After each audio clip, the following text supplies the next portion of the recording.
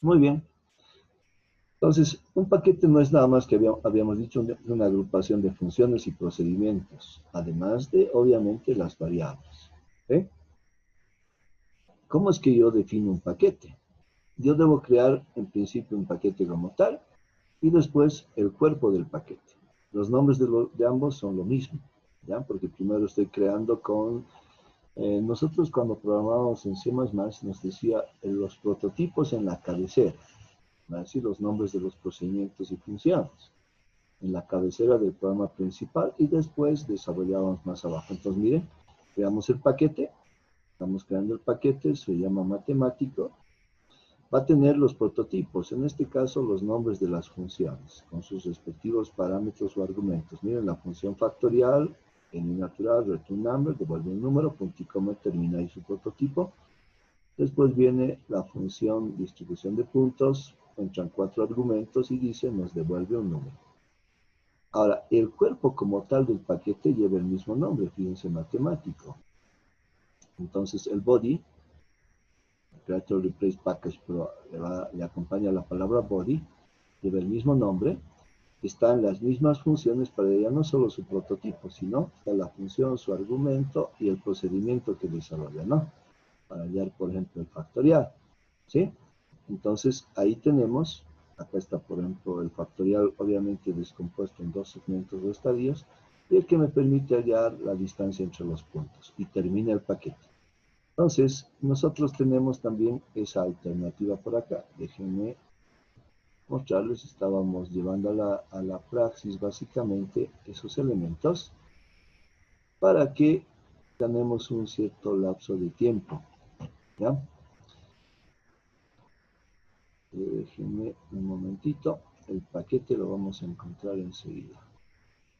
Ya lo hicimos inclusive correr a este paquete para que nos halle un resultado, ¿no? Son diferentes paquetes que se los estoy colocando en un texto o un repertorio de pronto de ejercicios. Este es un paquete, miren, ahí está el paquete con sus respectivos prototipos y acá está el paquete ya con su body, con todo su cuerpo. Entonces lo que ustedes pueden hacer es, por ejemplo, colocar los procedimientos que van conformando, van desarrollando en No se un ve, Inge. paquete, ¿ya? Y este paquete pues ya solamente va a ser invocado para ser ejecutado, ¿sí? Nada más. Entonces, en ese sentido va a correr tranquilamente y va a ser llamado desde cualquier lugar. Desde cualquier lugar puede ser invocado y puede ser ejecutado, ¿sí? No se ve, Inge. Aló, aló. Le decía que no se ve. Ay, ay, ay, ay, ay. Momentito, momentito, voy a proceder. Entonces, denme un momentito. Vamos a proceder a compartir nuestro TOAC. Ahora sí. Y por si acaso voy a venirme acá nuevamente. Ahí está, nuestro paquete, ¿no? Este es el paquete con sus prototipos, o sea, sus funciones, procedimientos, etcétera. Y este es el cuerpo del paquete, ¿sí? Entonces, en el cuerpo del paquete, lo único que se ha hecho ha sido control C, control V, de lo que vienen a ser los procedimientos y funciones que se han ejecutado por separado. Pero fíjense, ya no lleva la palabra create o replace, sino directamente procedure como si fuera un programa principal, ¿no? Entonces ahí está el procedimiento. Entonces, cuando ya convocamos o invocamos al paquete, no es nada más que, pues, llamarlo por el nombre. Vamos a hacer correr. Ustedes quédense ahí, voy a traer, por ejemplo, de lo que viene a ser nuestro paquete. Vamos a crear nuestro paquete, le vamos a decir, perfecto. O sea, ustedes pueden experimentar y hacer correr básicamente. Muy bien, ese va a ser nuestro paquete. Enseguida voy a verificar si ustedes están visualizando lo mismo que yo. Voy a hacer la creación respectiva de los elementos que van a componer nuestro paquete y lo vamos a ejecutar para que ustedes lo vean. Entonces, funciones, procedimientos que han ido haciendo, no es nada más que englobarlos en el paquete y ya está todo. ¿Ok? Muy bien, a ver, vamos a, por si acaso, dejar de compartir y compartimos nuevamente. Ahí está, miren. Compilo mi paquete y ya está el paquete creado y el cuerpo del paquete ha sido creado. Entonces ahora voy a proceder, por ejemplo, a decirle select. Y es más, voy a hacer correr con algún elemento de pronto de acá mismo como ejemplo o ilustración que tenemos nosotros. Vamos a decirle, vamos a hacer correr el paquete matemático. Y acuérdense de que nosotros podemos decirle matemático from dual. ¿Listo? Entonces ya corre. Por si acaso voy a volver a recompartir. Ahí está, ¿ven? Lo deben estar bien. Estoy haciendo correr, dice matemático.dis y le acabo de añadir, ¿verdad? XY, XY. O sea, el primer punto y el segundo punto. Me dice la distancia es, y ahí me está dando el valor, ¿no? Y entre los puntos. Entonces he recurrido al paquete. También podría decirle factorial y de pronto hacer correr factorial, no decirle, por ejemplo, acá, control C, control V, decirle matemático, punto. El paquete se llama matemático. Entonces le decimos acá factorial. Factorial y le vamos a decir factorial de 4, por ejemplo, ¿no? Entrar un valor, run dual y le decimos F9. Ahí está, 24. Vamos a correr. Entonces todo lo que hicimos sueltito por separado, procedimientos, funciones, lo podemos englobar en un paquete. Le quitan ustedes o replace, la palabra create o replace y se quedan solamente con function, sus cuerpitos, o sea, todo lo que hicieron y los van colocando acá. Y se arman sus propios paquetes.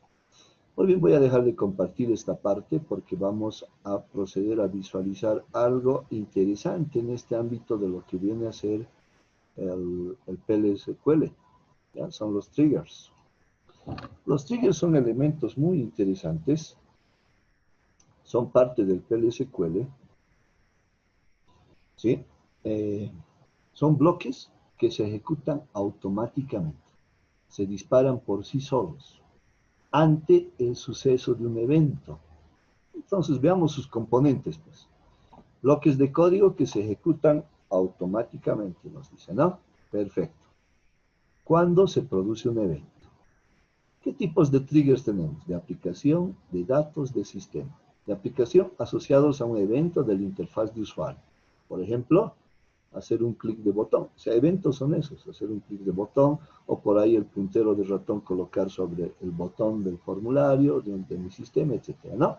O la pérdida de foco, dice. De pronto yo estaba sobre el botón y más bien lo saqué del botón. Esa es la pérdida de foco, ¿ya? Etcétera. Entonces, también tenemos los triggers de datos asociados a una modificación de los datos. Por ejemplo, cuando alguien hace un insert, hace un update o hace un delete o de pronto los de a dos o los tres, ¿no? ¿Está bien? Por eso vamos a tener, por ejemplo, if inserting, updating o deleting. Cuando estemos haciendo ifs para ver qué sucede, ¿no? Sistema, asociados a un evento del sistema, como por ejemplo el logueo, errores del servidor, el arranque de la base de datos, etcétera. Entonces el trigger automáticamente se va a disparar. Creación de triggers de datos. Para la creación de triggers de datos nosotros debemos tomar en cuenta lo siguiente. Momento. Before, after o instant of. Este último está específicamente reservado para vistas. En cambio, el before y el after, sí de pronto para insertar o eliminar datos, modificarlos, etc. Entonces, before es antes, after es después, acuérdense. Entonces, hay que saber discernir cuál voy a usar. Evento, al hacer un insert, un update o un delete. Estamos hablando de los datos, ¿no? Nombre de tabla, pues vamos a acompañar de la palabra o al nombre de la tabla respectiva. El tipo de disparo va a ser por fila o por sentencia. La condición de disparo fue para colocar una cláusula cuando se va a disparar. Y el cuerpo del trigger. Entonces, Va a ser un segmento PLSQL o un programa PLSQL con declare, begin, end. ¿Ya? O sea, todo lo que ya hasta el momento sabemos. El momento me determina cuándo se va a disparar. Before, por ejemplo, antes de la instrucción de mail. Vale decir, antes de hacer un insert, antes de hacer un delete, antes de hacer un update. ¿Qué es lo más conveniente de pronto a veces, no? Evitar de que alguien inserte datos fuera de hora, por ejemplo. O inserte datos a alguien que no está autorizado. Indicado si el trigger sirve para comprobar si la operación de mail debe hacerse o no. Ahora de pronto, after, si ustedes quieren, nomás que lo desarrolle, pero tienen una bitácora donde se guarda todo esto. ¿Quién hizo qué, a qué hora, etcétera? Entonces, si queremos que la sentencia se ejecute, hacemos uso de after.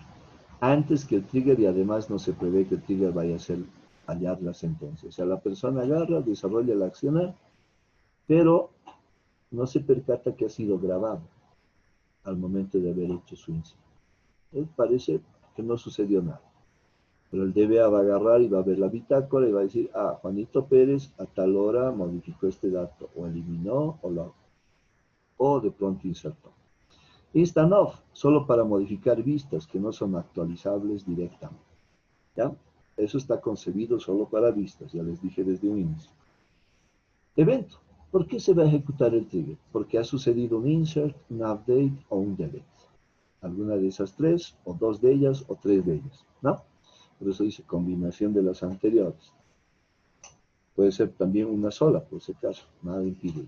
Tipo de disparo, ¿cuántas veces se va a disparar cuando se produce el evento?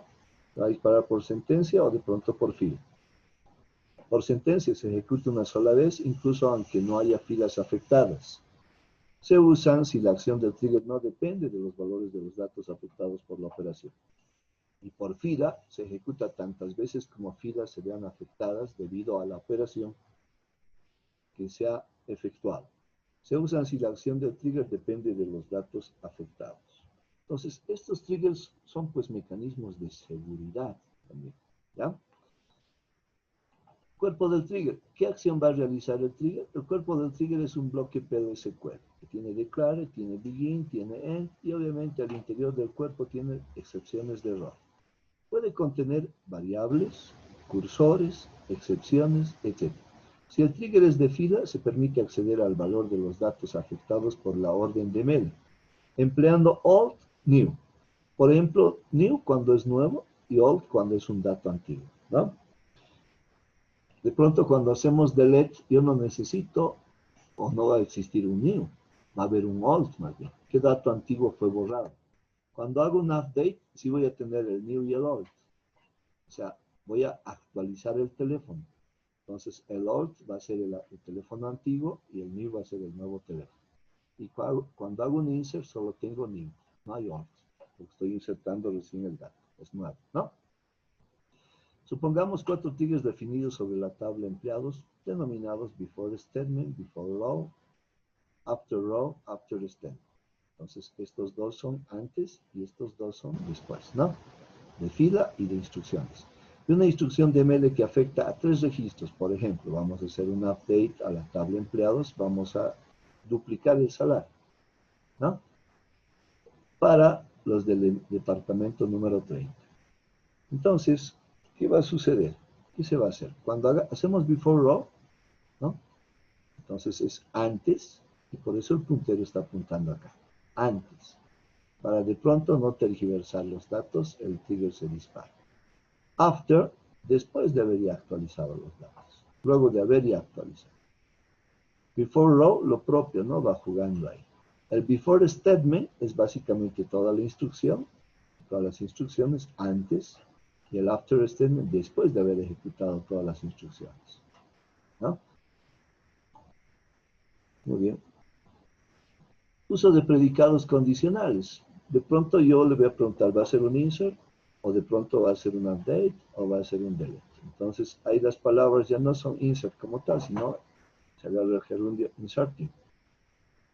If un inserting es una inserción, sí, entonces voy a hacer algo. ¿Es un updating? Ah, sí, entonces voy a hacer algo. ¿Es un deleting? Muy bien, entonces voy a hacer algo. ¿Sí? Entonces usamos esos gerundios. Supongamos que queremos hacer un trigger que impide insertar datos en la tabla empleados fuera del horario normal de oficina. Veamos qué tipo de trigger es. A ver, el momento, before, ya que es un trigger cuyo objetivo es comprobar si la operación debe hacerse o no. Si irrumpe los horarios de insertar datos, supongan que a esta hora alguien quiere insertar datos o a la amanecida, pues debería evitar, no debería ser after, debería ser before. No debería permitir insertar. Tipo de disparo, por sentencia, ya que el contenido de los datos no es relevante. El código entonces resultante sería pues este, ¿no? Create and replace trigger. Entonces ya no es procedure ni function, sino es ahora trigger.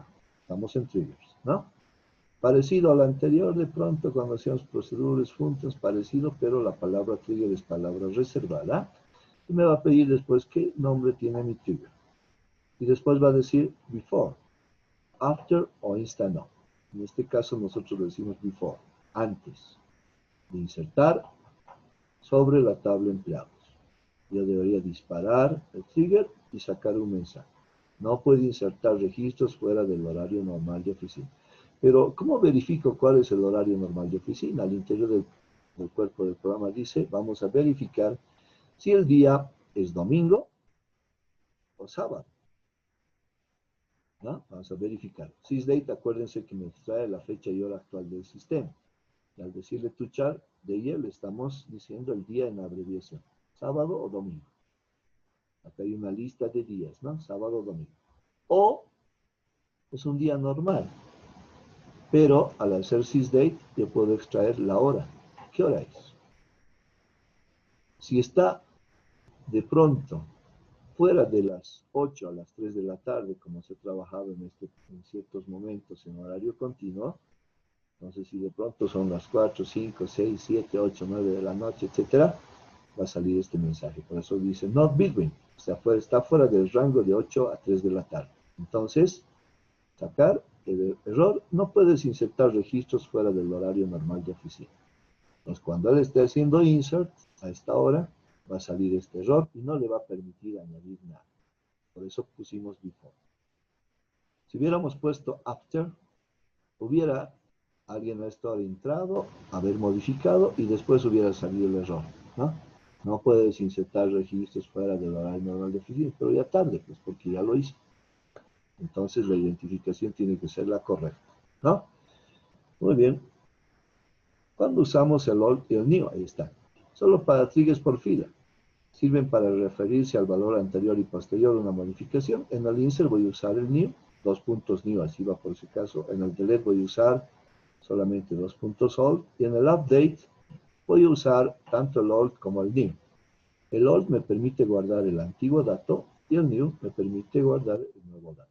De pronto, yo cambié el teléfono, pero quisiera decir, he cambiado este número telefónico por este otro. Ah, entonces ahí voy a usar, cuando dije, he cambiado este número telefónico, voy a usar el old por este otro. Ahí voy a usar el new, ¿no? Muy bien. No pueden ejecutarse instrucciones de DL. No pueden ejecutarse instrucciones de control de transacciones, como commit, rollback al interior del trigger. Por sentencia, no tiene sentido el uso de alt y new. Por fila, no puedo consultar los datos de la tabla que ha disparado el trigger. Esto es que no puedo hacer una select de esa tabla específicamente, porque se va a volver una tabla mutante, ¿no? Va a haber problemas de tabla mutante. Algunos ejemplos de triggers, por ejemplo, vamos a ver acá. Supongamos que queremos hacer un trigger que no permita a un empleado ganar más de 5,000 pesos, si no es el presidente. Entonces veamos qué tipo de trigger es. Como voy a añadir un nuevo empleado, yo no puedo añadir de pronto un empleado que gane más de 5,000 y después le diga el mensaje, usted no puede ganar más de 5,000 cuando ya ha sido añadido. Entonces mi trigger va a ser de tipo, en el momento before, antes, ¿no? Ya que es un trigger cuyo objetivo es comprobar si la operación debe permitirse o no. Ese es el justificativo. Tipo de disparo, por fila, ya que el contenido de los datos es necesario. Evento, se disparará cuando haya un insert, un update o una del sueldo o de pronto un update del oficio. ¿Por qué del sueldo? Entra un empleado, de pronto secretaria, por ejemplo, y le quieren dar un salario similar al jefe o superior. Podría salir un error, ¿no? Y de pronto también el oficio. Comparamos el oficio, secretaria, jefe, pues no puede ganar más que el jefe. Ahora, si vamos a dar de alta a un jefe, pues obviamente ahí no tendría que dar problemas, ¿no? Tendría que permitirse colocar con ese salario. A ver, ¿cuál sería el código? Create replace trigger, control de sueldos, el del momento es before, al hacer un insert, antes de hacer un insert, perdón, porque estamos diciendo antes de hacer un insert, o update. Entonces yo puedo colocar y decirle insert or update or delete. Pero en este caso hemos dicho para insert, update. El delete acá no se toma en cuenta. ¿Sobre qué tabla? Sobre la tabla empleados. ¿Por qué no tomo en cuenta el delete? Porque pues el delete es eliminarlo, darlo de baja a ese empleado. Entonces, ¿para qué voy a controlar eso? No voy a decir, si no es jefe no se lo puede despedir o no se lo puede eliminar. No, ¿verdad? Entonces el delete por eso no está tomado en cuenta acá. Solamente sería en el insert, porque de pronto alguien inserta un nuevo empleado, o ya hay un empleado que existe y alguien le quiere modificar el salario. Pero si no es jefe no le va a poder modificar, ¿no? Entonces, por cada fila, dice, for each row, por cada fila, vamos a hacer qué cosa, lo que está en el cuerpo del programa. Vamos a decir, if new sal, miren, dos puntos new, punto, el campo en cuestión, que sería el salario, es mayor a 5,000, and new job es diferente de president. O sea, no es presidente la persona. Entonces, deberíamos sacar, no puede ganar tanto si no es presidente. ¿Ya? Entonces me va el trigger a salir de inmediato y no va a permitir que yo haga inserts. Esto no necesito ejecutarlo yo manualmente. Una vez que lo programo, lo compilo, ya está ahí asociado a la tabla. Alguien quiere insertar un empleado rompiendo estos criterios, va a salir el trigger con su mensaje y no le va a permitir. No van a poder insertar para nada. Muy bien, InstantOff se utiliza para modificar datos en vistas. O sea, yo al usuario le puedo dar acceso a la vista y tal vez no a la tabla base.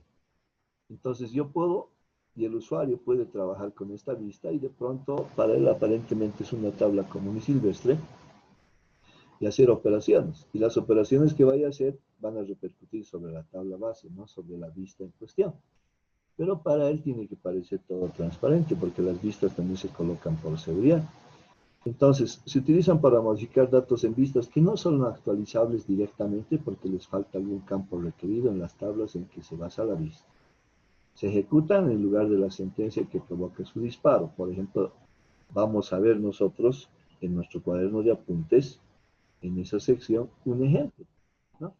De cómo alguien desarrolla, por ejemplo, la inserción de un dato sobre una vista, usando InstantOff, el DBA desarrolla esto, ¿no? Para que el usuario aparentemente pueda hacer inserciones sobre una tabla que alguien le proporciona.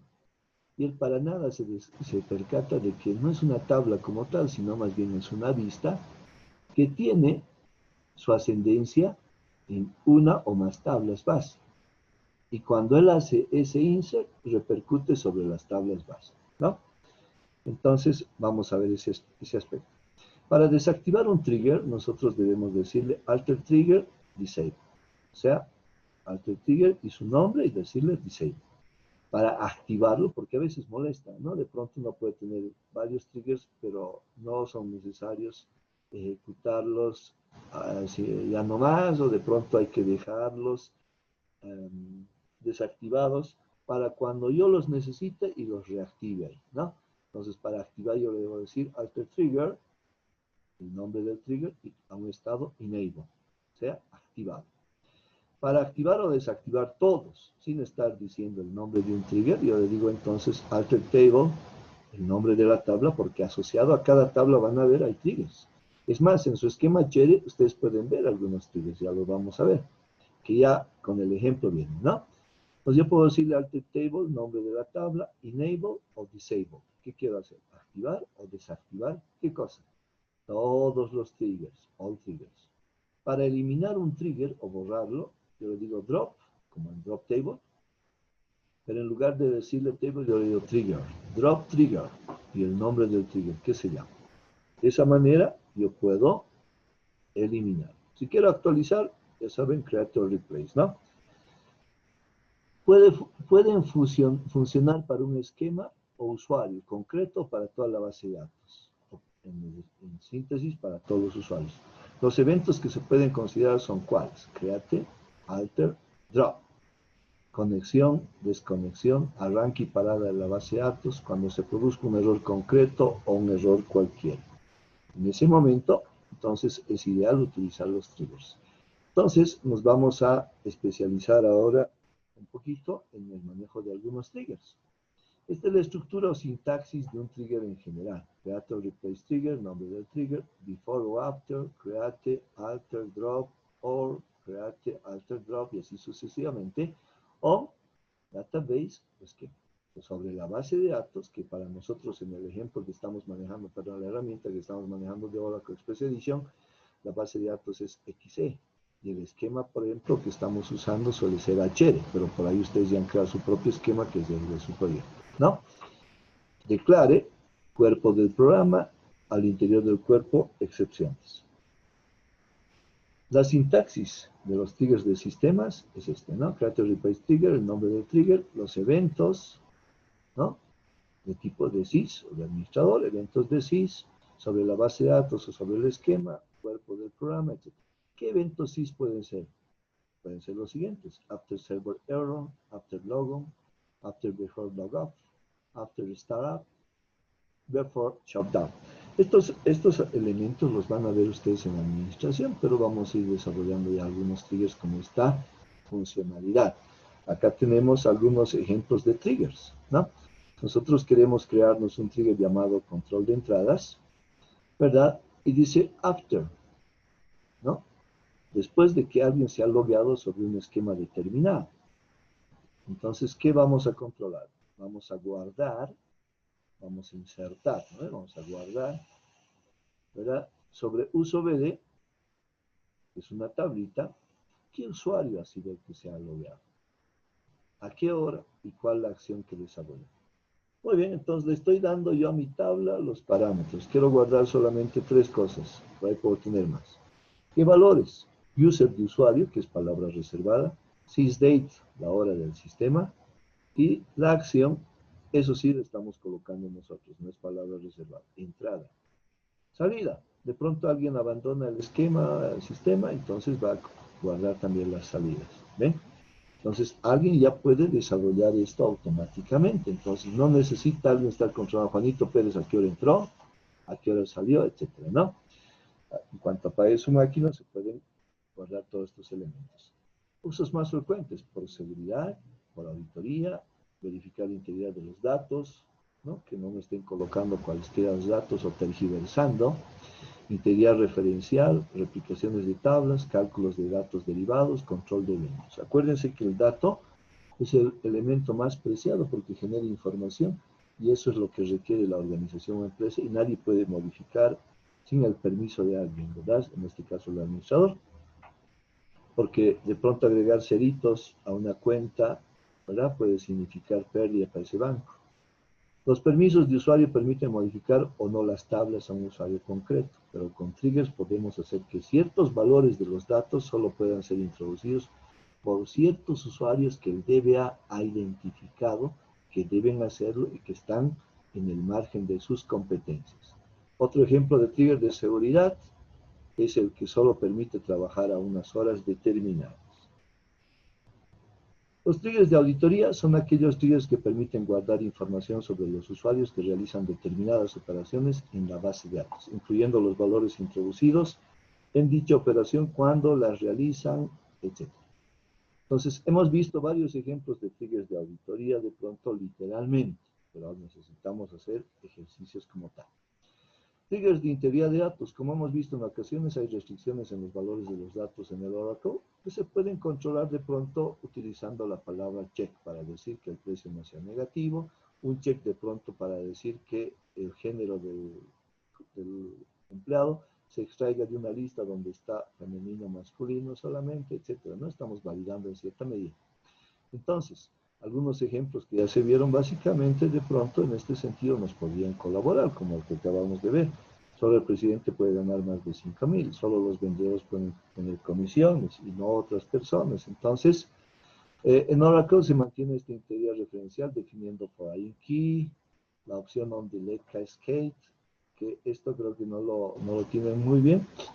Eso les decía en el cuaderno de apuntes, en la segunda versión que está saliendo, pero la primera les he mandado por WhatsApp, y después lo hemos colocado en el aula virtual y también en el Google Drive. Entonces, esta segunda versión ya se va a colocar con lo que viene a ser un delay cascade y otro tipo de cosas más. Así, por ejemplo, no podemos introducir en el campo departamento de la tabla empleados un valor que no existe en la tabla departamento, vale decir, un código de departamento que aún no ha sido creado. O de pronto borrar un departamento sin borrar a los empleados que ya nosotros hemos asignado.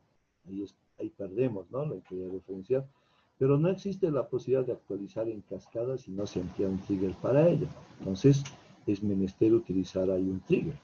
Entonces, en esos delete on cascade, ahora que vamos a sacar a flote y vamos a utilizar, vamos a ver que un trigger es muy útil al desarrollar una actualización. ¿Qué tal? Se ha decidido cerrar el departamento 100. ¿Y qué pasa con sus empleados? Sus empleados deben irse a un departamento 80 o 90, que de pronto en mi trigger puedo yo programarlo, o podría decir a un departamento inferior a ese departamento 100. Que en mi tabla de departamentos, si vemos, pues sería el 90, ¿no? Entonces, yo no necesito ir y hacer uno por uno. El trigger desarrollaría todo este update, como ven acá. Él haría todo. De mis 1.000 empleados, de pronto 500 se han ido del departamento 100 al 90, porque se cerró el 100 por X o Z motivo, como vieron, se cerraron ministerios. Entonces, toda esa gente ha tenido que migrar a otras instancias, ¿no? Entonces, en ese caso nos sirve este trigger. ¿Ven? Entonces, ¿ven la bondad de estas alternativas de trigger? Perfecto. Con esto vamos a ir concluyendo este segmento. Vamos a desarrollar enseguida nosotros ejercicios de triggers. Pero les va a llegar ahora una pequeña tarea para que hagan un procedimiento muy rápido y una función y lo coloquen en un paquete. Yo les voy a mandar también el código del paquete respectivo y el ejercicio de hace un momento atrás que quedó pendiente, que se los mando también en el script respectivo. Ok, la tarea sería 11.2, esto del paquete, la van a colocar también en el aula virtual. Muy bien, entramos por el mismo enlace, por favor, después. Gracias.